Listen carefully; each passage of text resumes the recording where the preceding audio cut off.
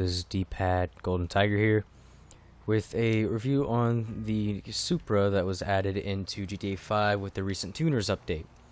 And the game is called the Jester RR. Wrong button. Again. Didn't know, it's meant to resemble the MK5 Supra. Or at least I believe it was the MK5. Yes, MK5. And let me just go ahead and get them all open. So, it's a decent little car. It's not bad. It's probably the closest resemblance to Supra we'll ever see, better than, the normal Jester, honestly. The not classic Jester. But, it sounds pretty decent, too. So, let me get everything closed up here. And take y'all for a ride. I'll go after this fan.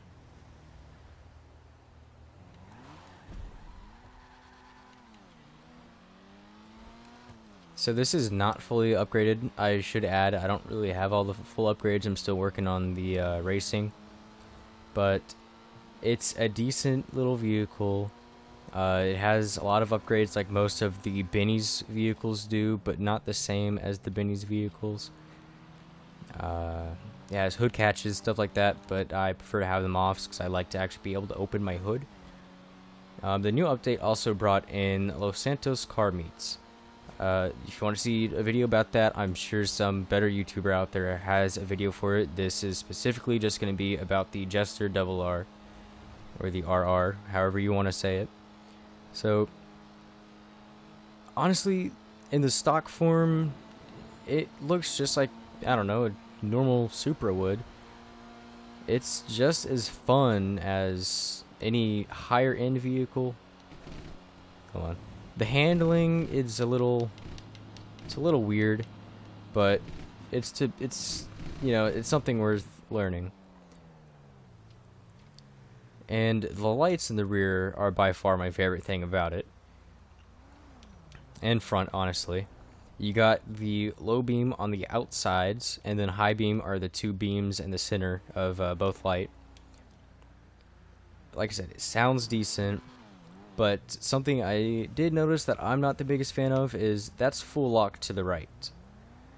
That does not seem like much in sorts of steering, but it's not terrible.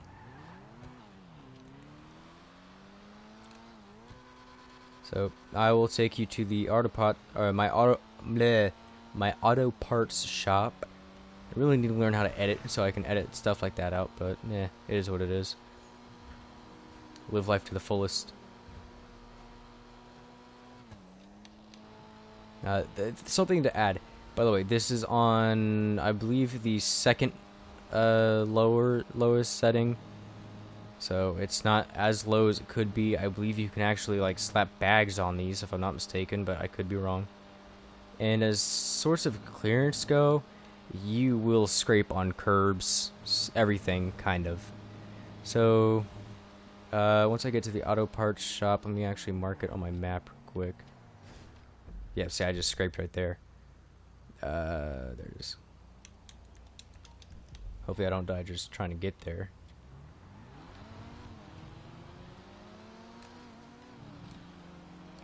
I've noticed it is pretty difficult to double clutch in it. It just could be me as well. But not as easy as some other cars. Like, for example, my RX-7, I can double clutch in that easy. Let me actually try it real quick. Don't hurt me.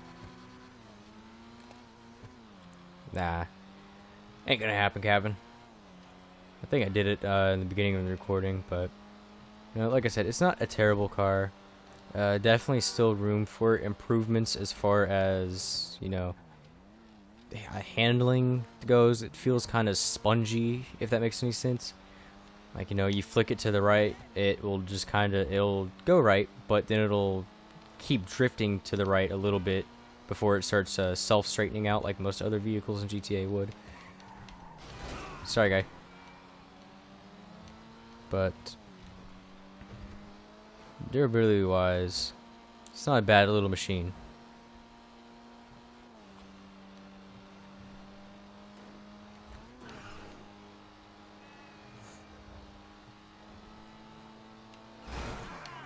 Ooh. It's dead family there. So this is the auto parts shop that has been entered into the game with the recent tuners update. They would cost, I believe, anywhere from 1.7 million all the way up to 1.9 million just for the base. I think I paid 2.6 million for this one, and the only things I have is the I forget what they call it, the black finish and the red tint, and that's about it. That's really the only things I've put into it. You come up in the warehouse. You have a soda machine. You have jobs that you can do, and I believe you can also, further on, I have not unlocked it yet, but further on, you can get vehicles that you can actually work on and fix. You can lean on the railing, get a really Fast and the Furious vibe, have Sean walk in, have Han throw him the keys to an Evo, call it at that. But, this is not bad. You can have your crew logos up on walls, which is what I have. I went for the black look because honestly the black polish look just looks good in my opinion. Black and red really complement each other. So I'm not going to show much of the update because this isn't really the best server for it. But for what it is not terrible. It's only like a 7 gigabyte, if even that update, like maybe 3 gigs. So it's not a massive update. It's not like Call of Duty where you get like an 80 gigabyte update for them to add one new map and nothing for guns. Or like what it was most recently for me, a 90 gigabyte update that did compress afterwards. But I got a 90 gigabyte update on Call of Duty only for it to be crossplay stuff. I don't play Cold War because, I don't know, Cold War is just really not my thing. I played it. It was kind of, I don't know, it didn't really seem like a Call of Duty game to me. It just seemed too easy. So I just stuck with Modern Warfare. But after Modern Warfare hit about 200 gigs, I believe it was 180 gigs before everything compressed, and it hit like 80 gigabytes, I think. But I just deleted it.